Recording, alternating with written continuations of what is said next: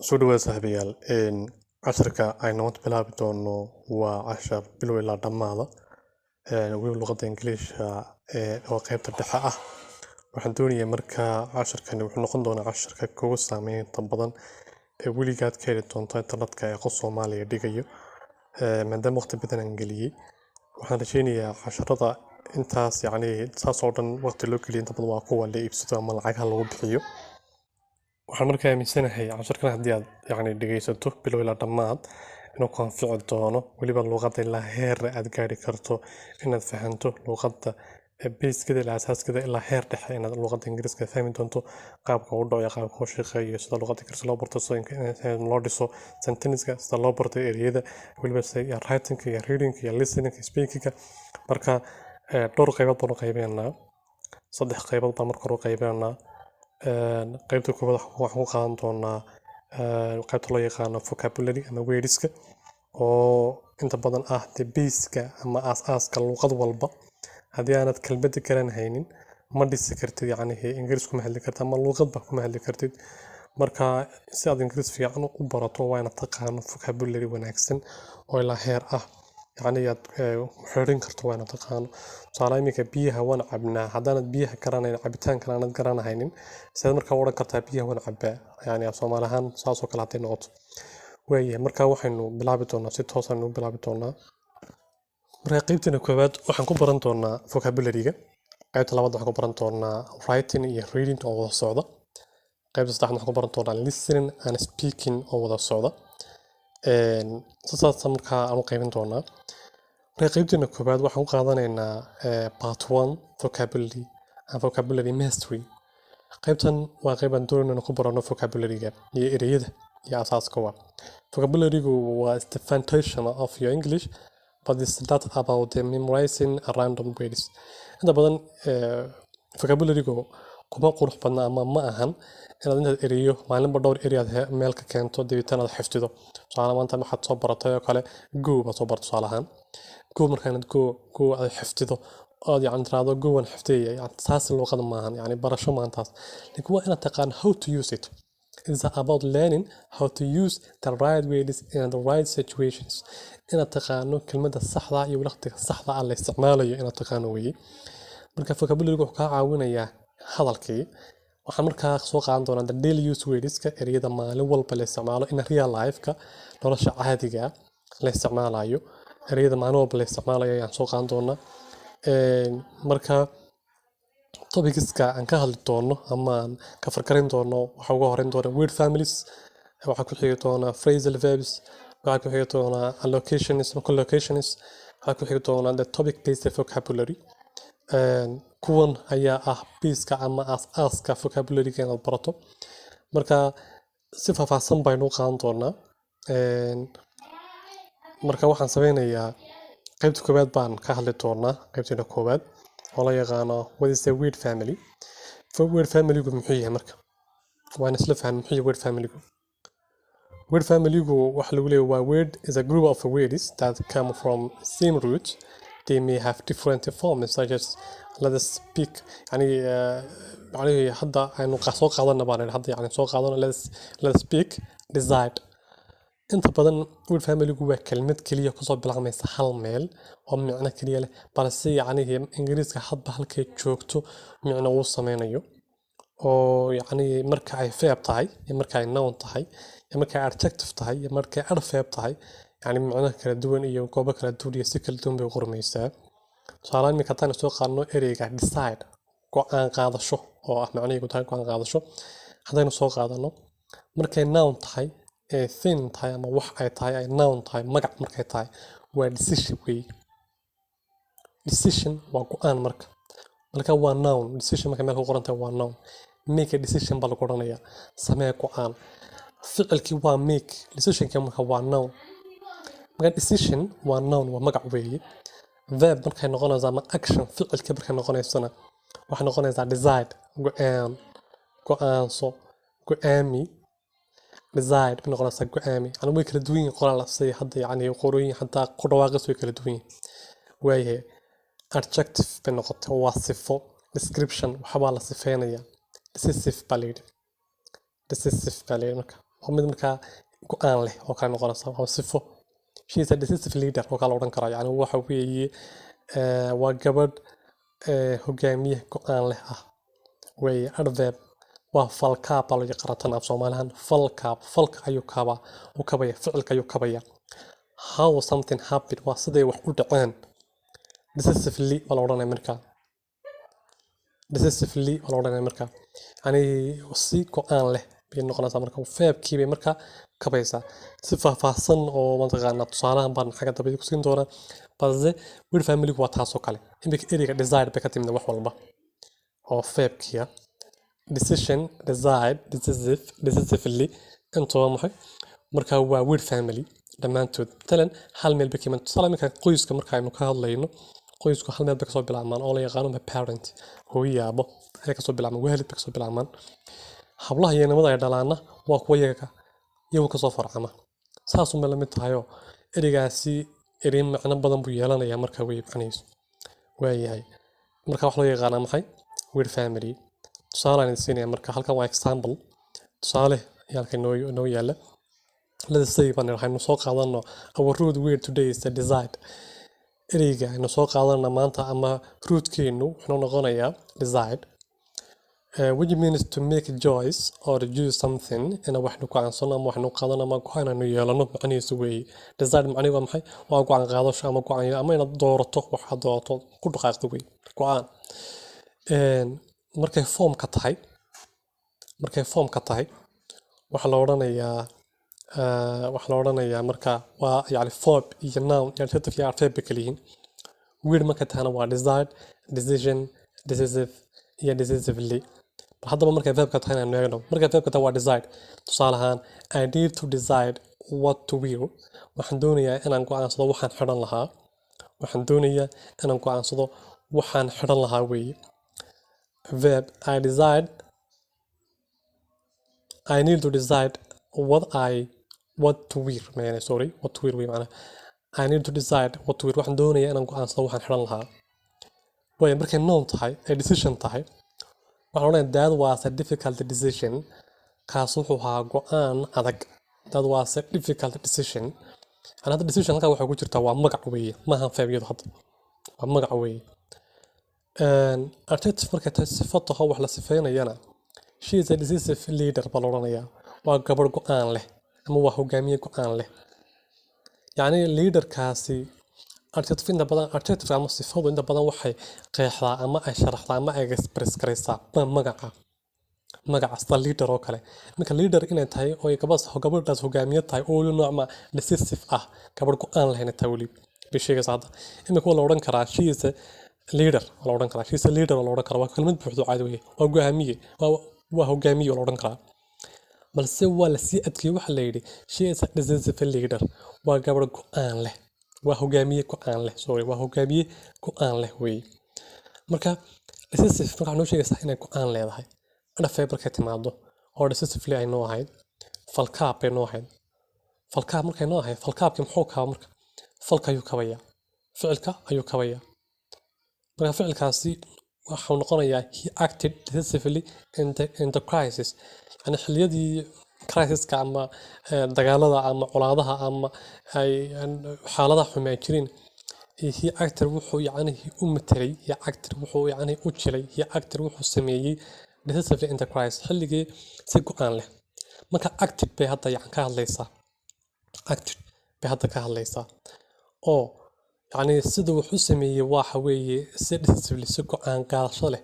ayuu hadda intaa u sameeyey baa lagu leeyahay macnaheedu waa saas weeye he acted decisively in the crisis xilliga colaadaha iyo crisiska iyo buuqa iyo xiinku ay jireen wuxuu noqday qof acted decisively si go'aan leh yani arrintaa uu sameeyey ama ficilkaa uu sameeyey way noqonaysaa marka halkan saaxiib waxaad ku aragtaan weird family waa saas hadda desire baa intaas inoo macnaha oo intaas oo weird ay ka baxayaan marka ereyga aad barataa inaad yani weird families aad barataa waa mid ku muhiima tusaale markaad magac ka dhigayso iyo markaad ka dhigayso adjective ama sifo markaad ka dhigayso verb markaad ka dhigayso ficil markaad ka dhigayso falkaab inta markaad ka dhigayso waa inay micno buuxa oo yani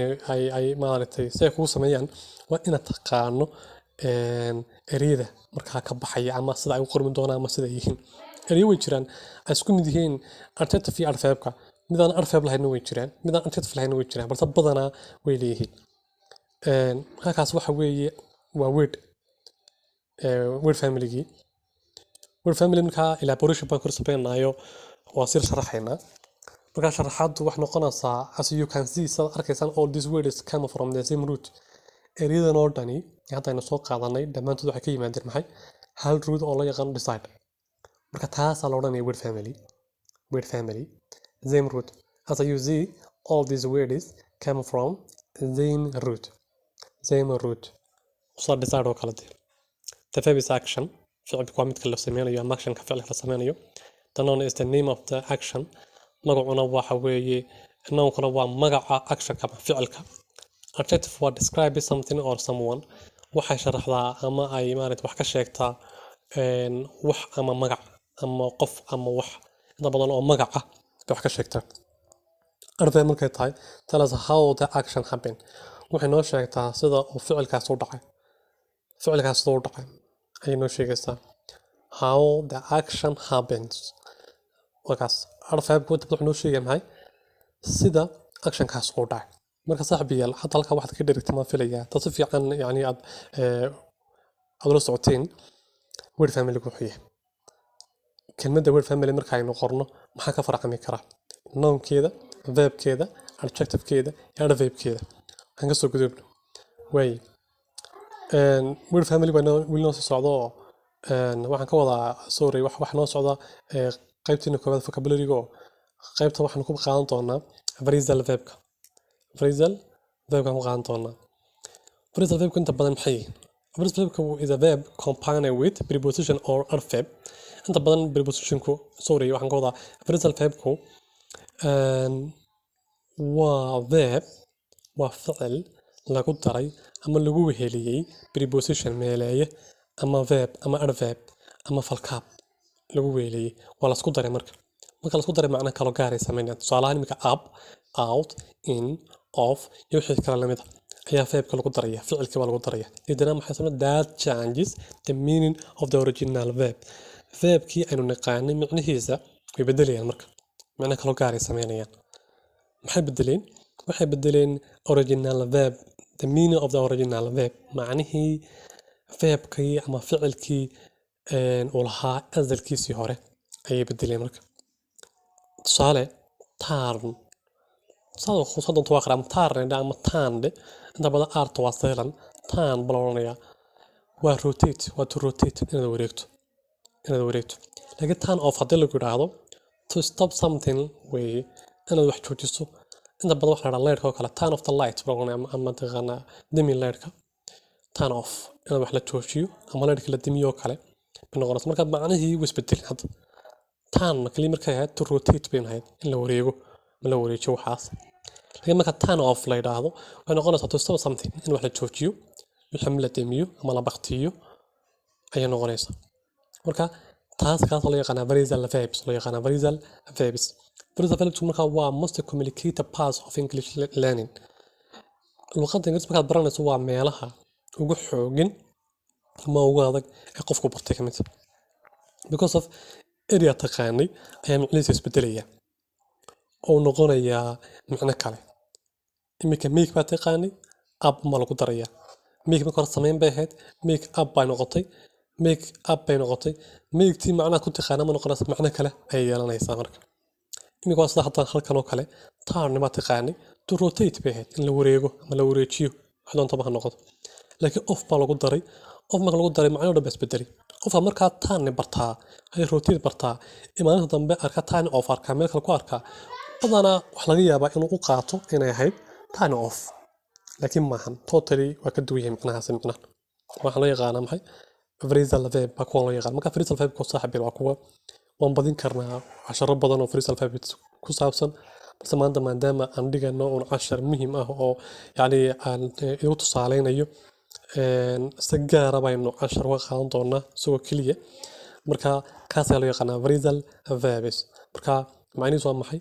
waa verb combined with preposition or adverb sida up iyo out, in iyo off iyo wixii kala lamid ah that changes the meaning of the original verb.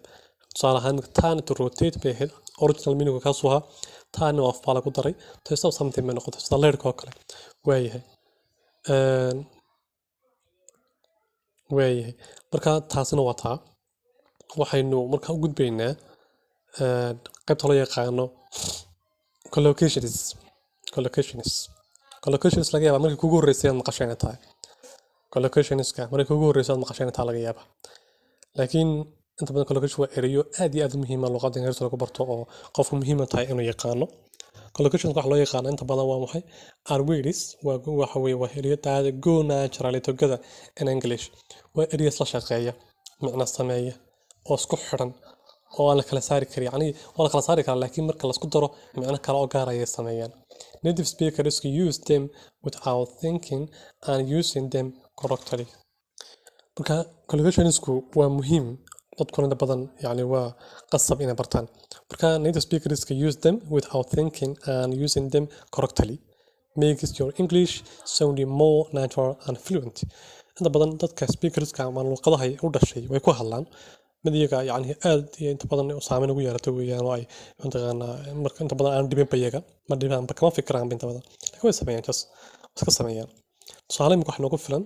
bisi waxaan odhanaa make a decision go and get make a decision go and get laakiin not a do a decision. laakiin macnaheedu ma ahan in la yidhaahdo do a decision ma laakiin make a decision wey waa eriya markaas raacaya way israacaya eriya isku habboon waa go natural together in English. eriya isku habboon oo israacaya weeyaan macna sameynaya marka.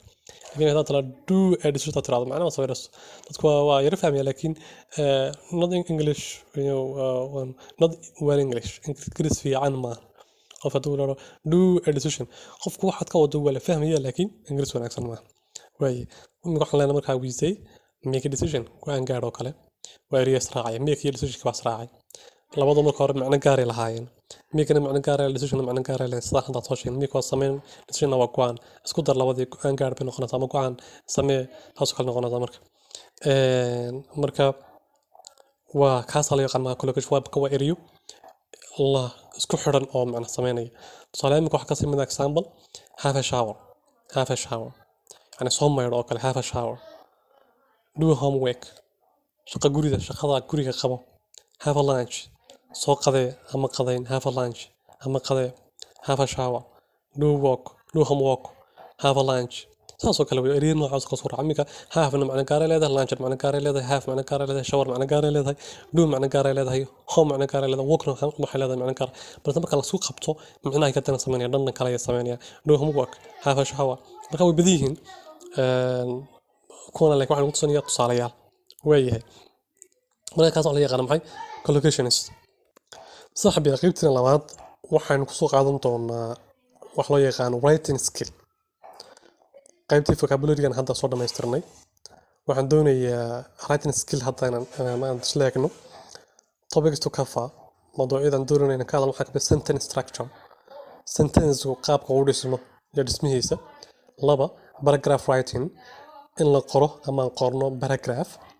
saddex linking ideas ama coherence and cohesion waxa loo yaqaano. inta badan linking ideaska waa ereyada wax isku xidha ayaa loo yaqaanaa.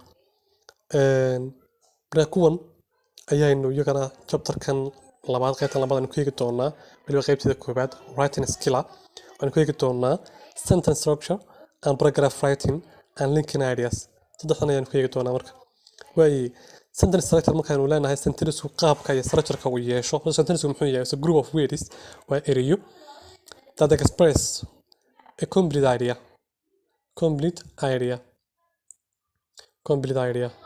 marka waxa weeye inta badan sentence waa erayo waa group of words waa erayo waa group eraya oo express ama yani muujinaya ama turjumaya ama yani sameynaya complete idea fikir dhammaystiran ama hadal dhammaystiran. complete idea hadal dhammaystiran ama fikir dhammaystiran. every sentence must have subject verb and object. sentence walbaaba waa inuu leeyahay subject oo kii wax sameynaya verb sidii loo sameynaya ama ficil la sameynaya object iyo kii lagu sameynaya. tusaale iminka I like tea. I dii waa maxay waa duwarkii waa subject weeye. Verbkiina waa like. Kii wax la cabaya ama la sameynaya ama la jeclaana waa maxay waa tea. marka saddexdaad waa saddex eri ee biiska u ah sentence walba inuu yeeshay muhiim tahay si loo fahmo. iminka I like haddii hadduu qofku yiraahdo waan jeclahay maxaa jeceshahay su'aashu qofka marka hadii yiraahdo IT ma noqonayso marka Ingiriis ma hadee IT qofku yiraahdo Ingiriis ma noqonayso bal wax laga subject verb agreement waa loo yaqaana sidan waa in u dhaca mar walba subjectka iyo verbka iyo objectka inta waa in laga helo sentence-ka cida sameynaysa wax la sameynayo iyo wax lagu sameynayo saddexdaaba waa in la helo marka sentence structure-kiisa horta waa halkan ka bilaabmaya marka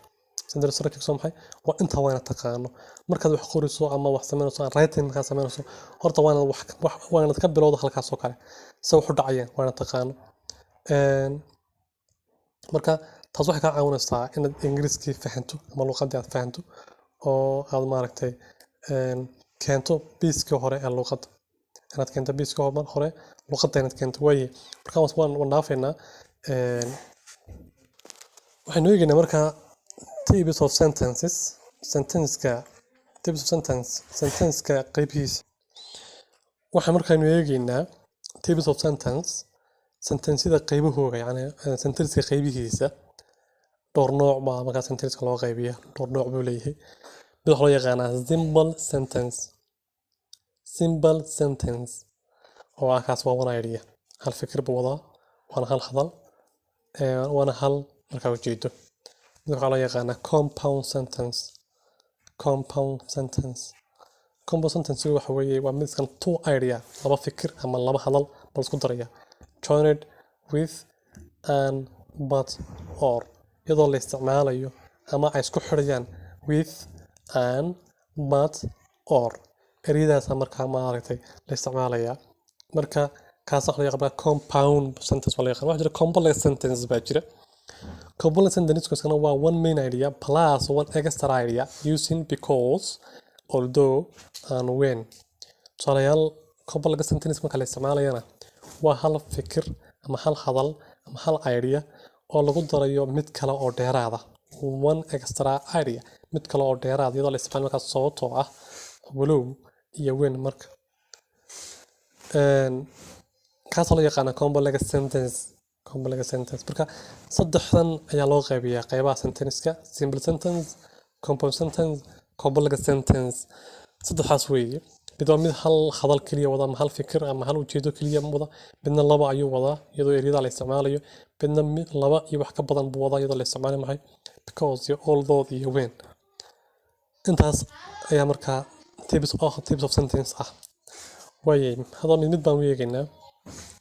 mid baan dul istaagaynaa qaybtan koobaad oo ah simple sentence waa one idea ah halka fikir waxaan eegaynaa tusaale ahaan I study English Ingiriiskaan bartaa ama Ingiriiskaan akhriyaa hal macnay wada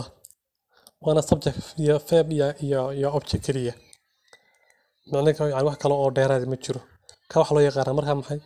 simple sentence baa loo yaqaan hal fikir uu muujisada ama hal hadal uu wada hal ujeedo uu leeyahay oo ah in la barto Ingiriiska wax kale oo eriyo la isticmaalayo male waxa waa simple sentence marka compound sentence marka la joogo waa two ideas joined laba fikir bal isku daraya iyadoo la isticmaalayo with and but iyo or kuwa mid bal isticmaalaya ama dhamaantood baa mid iyo laba tusaale imika I study English Ingiriiskaan bartaa and I watch videos waxaan daawadaa muuqaalo maxaa imika la isticmaalay and baa la isticmaalay imika and baa halkan la isticmaalay and I watch videos marka kan waa compound maadaama laba fikir uu wado two ideas luqadda Ingiriiska bartaa muuqaalana waan daawadaa waa laba fikir markaa weey two ideas oo la yaqaan marka I study English and I watch videos waa markaa wuxuu wadaa laba idea ayuu wadaa ama laba fikir ayuu wadaa ama laba hadal ama laba ujeedo ayuu wadaa marka kaas oo la yaqaan marka compound sentence maxaa la isticmaalayaa baan marka hore with and but or intaas la isticmaalayaa kaas oo la yaqaan marka maxay compound sentence way waxaan eegaynaa keena saddexaad oo loo yaqaano complex sentence oo loo inta badan loo isticmaalo one main idea plus one extra idea hal fikir iyo waliba mid kale oo dheeraad ah laba fikir iyo wax ka badan markaa weeye maxaa la isticmaalaya marka waxaa la isticmaalaya because iyo although iyo when iyo kuwa kaloo la weliba la halmada however baa la isticmaali karaa along with baa la isticmaali karaa therefore baa la isticmaali karaa so baa la isticmaali karaa waa badan yihiin laakiin hadda kuwan tusaalaha idinku siinaya ereydan marka la isticmaalayo waxay noqonaysaa fikir kaloo dheeraada tusaale I study English because I want a better job luqadda ingiriiska ayaan bartaa sababtoo waxaan doonayaa shaqo wanaagsan luqadda ingiriiska ayaan bartaa sababtoo waxaan doonayaa shaqo wanaagsan because waa la isticmaalay marka waa laba fikir oo kala duwan one extra baa la isticmaalay fikir kale oo dheeraada la isticmaalay marka wax qofkan wax kala doonayo in luqadda barto in wax kalena doonayo because sababtoo ah ayaa la isticmaalay marka waxa loo yaqaan complex sentence baa loo yaqaanaa complex sentence marka hadaad isweydiiso muxuu kaga duwan yahay complex wuxuu kaga duwan yahay maxay complexka eriyo badan baa la isticmaali karaa inta badan aan kaliya isku xidhuna aan iyo or uun ahayn balse sababtoo ah caddayn keenaysa waliba ay sidan tahay markay sidan noqoto waa taasoo kale weeye kaas ayaa loo isticmaalaa marka maxay complex sentence waaye waxaan eegaynaa paragraph haddaba paragraphku muxuu yahay horta paragraphku waa group of sentence haddaba sentenceku hadduu ahaan jiro group of words paragraphkuna waa group of sentencesidii oo dhowr ah wey about one main idea oo ku saabsan hal fikir mawduuc la qorayo usually 4 to 6 sentence long inta badan waxay ka kooban tahay 4 ilaa 6 sentence bay ka kooban tahay kuwan hadda kasoo hadlaynay ee simbalka iyo compoundka iyo complexka isku dardaro 4 sentence baa laga rabaa ilaa 6 sentence u dhaxaysa si aad u samayso paragraph marka waa tuduc ama waa hadal yar oo kooban oo qoraal ku sameynayso way structure of paragraph inta badan qaabka loo qorayo waxa weeye saddex boombo ka koobay paragraph topic sentence waa la yiraahdo ciwaanka iyo ciwaan hoosaadka wax la yiraahdo oo waxaad doonayso inaad ka hadasho oo ciwaan u samayso intii marka hore soo koobayso waxaad ka hadlayso oo qorto inta ayaa loo yaqaan topic sentence way support sentence waxa weeye ereyada detailka ama aad ku sharaxayso qaybta dhexe aad ku sharaxayso ee mawduuca aad doonayso ka hadasho aad ku sheegayso 3 ilaa 2 ilaa 4 sentence baa la isticmaalaya ka hore laakiin sentence baa 2 sentence baa laga dhigaya ka dambana conclude sentence baa loo yaqaanayo waa kii soo xidhay ama end sentence baa loo yaqaanaa midka lagu soo xidhayo ama lagu soo gabagabeynayo ayaa loo yaqaanaa markaas kana waa hal sentence ama 2 sentence hadduu badan yahay dabada laakiin waxay wax la sentence maadaama one paragraph isticmaalayso marka waa topic sentence supporting idea sentence iyo conclude sentence marka halka waxa taa imika ku sheegaysa topic sentence ku hal mid buu noqon karaa support sentence kuna dhowr buu noqon karaa conclude sentence noqon karaa mid halka hore mid baad ka dhigaysaa ciwaan oo kale kan labaadna 3 ilaa waxaad qoraysaa 4 support sentence ko sharaxaya waxaad ka hadlayso conclude sentence kuna waxaad ku sheegaysaa gabagabadiyadna yaa soo khulaasayso marka saddexdan ayaga loo qaybinayaa paragraph markaad qorayso paragraph saxaas loo qoriyaa way waxaan eegaynaa marka hadaba intaan hadda paragraphkii aynaan qorin waxaan doonayaa inaan halkan